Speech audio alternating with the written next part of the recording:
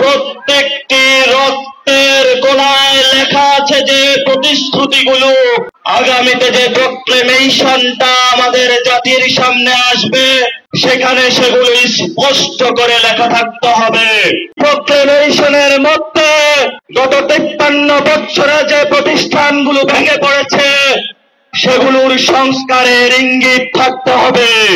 আপনারা সেই যুদ্ধে প্রস্তুত থাকবেন কিনা আজকের শহীদ মিনারে সবাই হাত তুলে আপনারা শপথ করেছেন।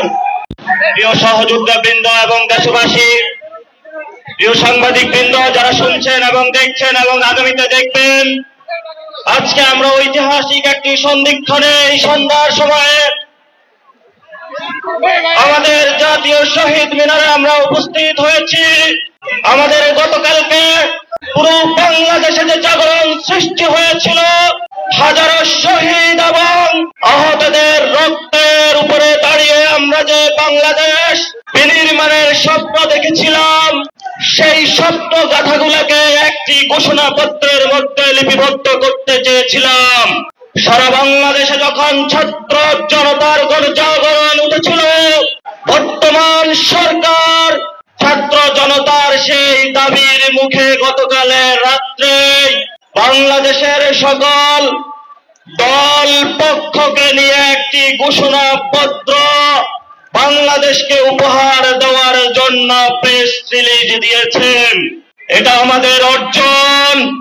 সাথে সাথে আমরা বলে দিতে চাই, এই যারা শহীদ হয়েছেন, আহত হয়েছেন, 90 যারা শহীদ হয়েছেন, আহত হয়েছেন, যারা ৭৭ শহীদ হয়েছেন, আহত হয়েছেন, তাদের প্রত্যেকটি রক্তের কোণায় লেখা আছে যে প্রতিশ্রুতিগুলো আগামীতে যে প্রক্লেমেশনটা আমাদের জাতির সামনে আসবে সেখানে সেগুলো স্পষ্ট করে লেখা থাকতে হবে।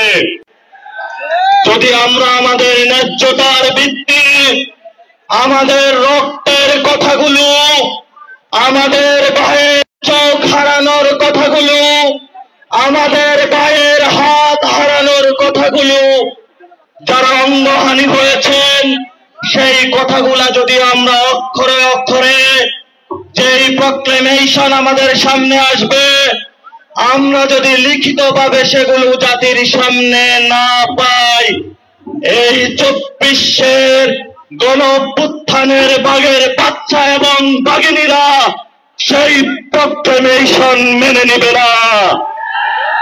আমরা এই শহীদ মিনার থেকে ঘোষণা করছি, আমাদের এই প্রক্লেমেশনের মধ্যে বাংলাদেশের যে গত 53 বছরে যে প্রতিষ্ঠানগুলো ভেঙে পড়েছে সেগুলোর সংস্কারের ইঙ্গিত থাকতে হবে।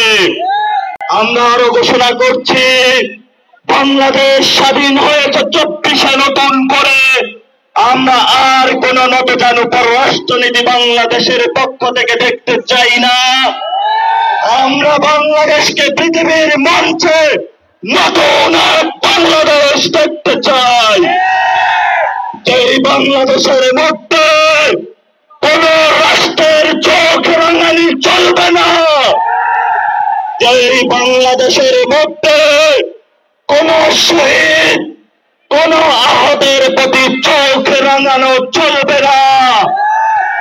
আমরা এমন একটি বাংলাদেশ দেখতে চাই, এই বাংলাদেশের টেন্ডারবাজি চাঁদাবাজি চলবে না।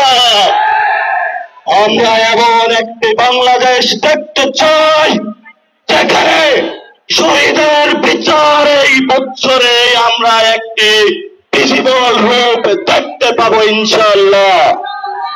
আমাদের এখানে দেখতে পাচ্ছেন অসংখ্য আহত যোদ্ধারা একত্রিত হয়েছে, অসংখ্য শহীদের মা বাবা একত্র হয়েছে, যাদের সন্তানগুলোকে খুন করা হয়েছে তারা এখনো সচিবালয়, ক্যান্টনমেন্টে, দেশের বিভিন্ন প্রতিষ্ঠানে, সঙ্গে ঢাকা বিশ্ববিদ্যালয়ে তারা ঘুরে বেড়াচ্ছে। আমরা ছাত্র জনতা থেকে সরকারকে হুঁশিয়ার করে উচ্চারণ করতে চাই, অতি দ্রুত ফ্যাসিবাদী যে ব্যবস্থা সেই ব্যবস্থার বিরুদ্ধে আপনারা সক্রিয় হন।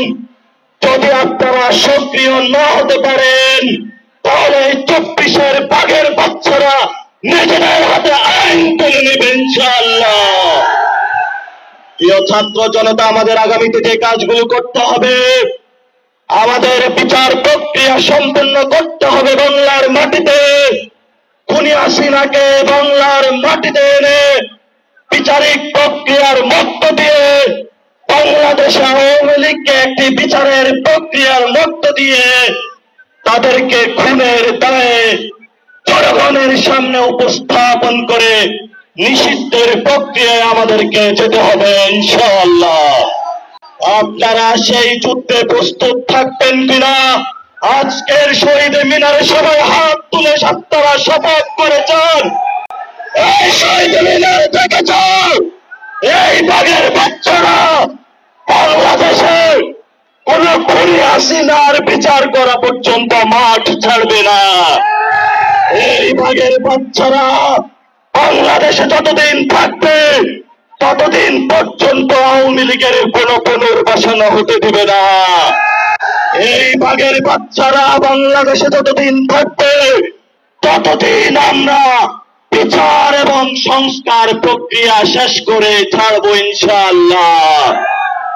আপনাদের জয় হবে। লড়াই শুরু হয়েছে, লড়াই চলবে। যারা বিভিন্ন দেশের আনাচে কানাচে থেকে আজকে উপস্থিত হয়েছেন আপনাদেরকে আমরা অভিনন্দন জানাচ্ছি। আমাদের সহযোদ্ধাদের উপরে গোপালগঞ্জে হামলা হয়েছে, তারা হসপিটালে গিয়ে চিকিৎসা নিয়ে আবার এই সমাবেশ স্থলে উপস্থিত হয়েছে। আমরা তাদেরকে অভিবাদন এবং সংগ্রামে শুভেচ্ছা জানাই। আপনারা আমাদেরকে গতকালকে রাতের আহ্বানে উপস্থিত হয়েছেন।